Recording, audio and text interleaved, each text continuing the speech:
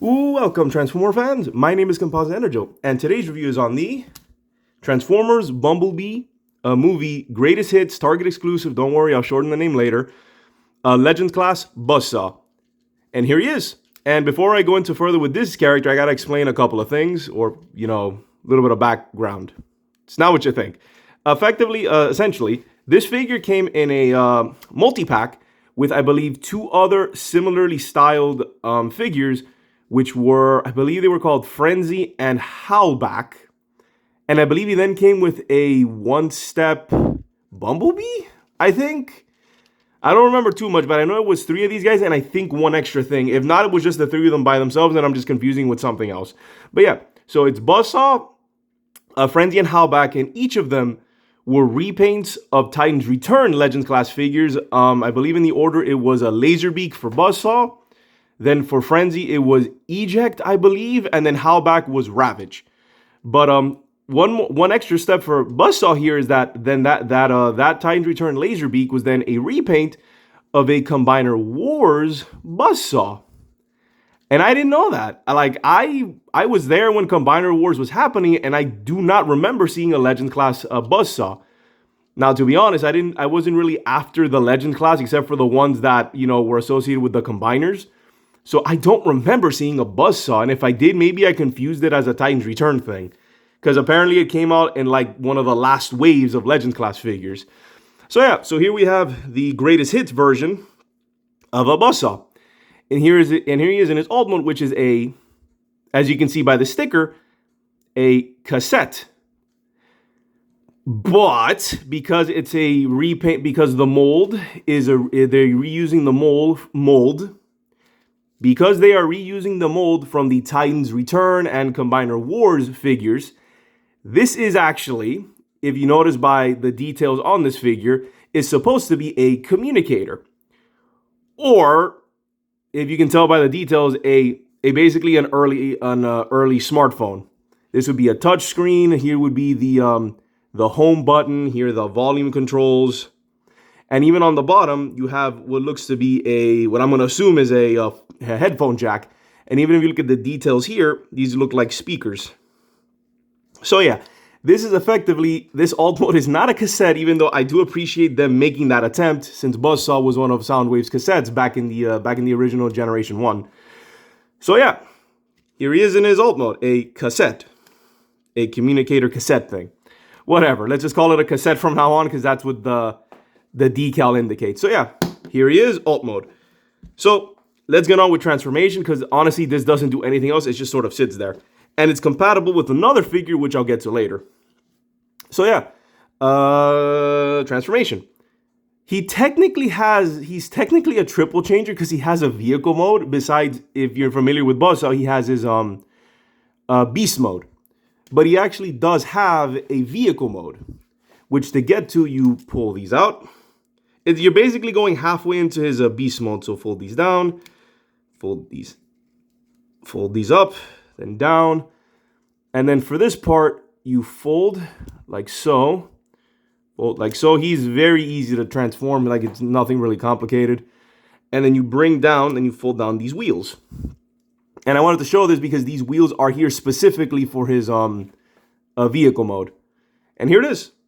And on the wiki, it says that this is supposed to be some kind of forklift. Now, I thought this was some kind of tank, and these were like blasters. But no, this is apparently some kind of forklift. So yeah, does have four rolly wheels, and he works quite well. So yeah, this is a mode that you can do with this figure. And I believe the other figures in the multi-pack also had like weird third vehicle modes. So let's get him into his real alt mode, which is his Cybertronian Condor mode. Yeah, I always thought that Buzzsaw and Laserbeak were more like Falcons or, Hawks, but no, they're Condors. That's something else. That's another little detail about him. So to get him into his Condor mode, you're basically already there. All I gotta do is fold this up, angled here, come down here, bring out his bird head, rotate, and then push out the rest of his I guess his feathers, if this is what it is. And there we have it. there we have Buzzsaw in his beast mode, or his Condor mode. And here it is. And I think it looks pretty good. I think it's a nice little update of his original what is it, G1 interpretation. And I just noticed that on his eye he has a little bit of a paint mistake here. But speaking of head sculpt, check it out. It's actually a very nice bird head. Very cool. In terms of articulation, like, he doesn't really do much. His feet kind of like hinge out a bit. You can swivel this here, in and out there, little there, and then some movement here. But that's, again, more for transformation than anything else, in my opinion. The head has two hinges, though. One there and one there. So you can do a pecking motion if you want. But that's pretty much it. So let's get on to size comparisons. Well, I'll then go to, I think, what would be the main reason you would get this figure. Because I feel that the figure by itself is okay, but I think he works better if you get him as a companion for someone else. So let's get some size comparisons here. There you go, Ratchet Cliff Jumper. And then let's go with the surprise guess, or not so surprised if you kind of figure where I was going with this. Like, it's the main reason why I got this figure. Here we have, let's back up a bit.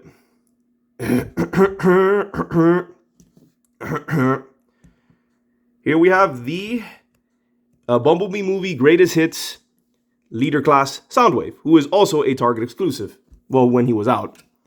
So yeah, they're both from the same Greatest Hits line. So I think it was only fitting that I would get, a matching set here. So one thing you could potentially do, he doesn't hook on, but you could place him on his arm there. And I think that looks really cool. So yeah, that's really neat. He doesn't peg, but his feet are wide enough. There's enough space on there where you just put him on there. So yeah.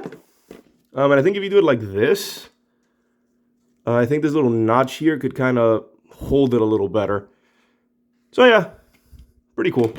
So now now let's go to how this guy is compatible with the Soundwave here. So let's transform him back into his cassette mode, which is, again, it's very simple. And I have to, I have to talk a lot about this guy because, honestly, if I just came here and did the transformation, this video would be done in like a couple minutes maybe, because there's not really that much to talk about the figure itself.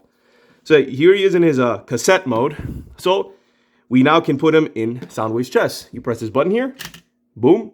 You pull out this piece, which, if I remember correctly, this is a piece for his base mode, which I still think is dumb that this figure had a base mode.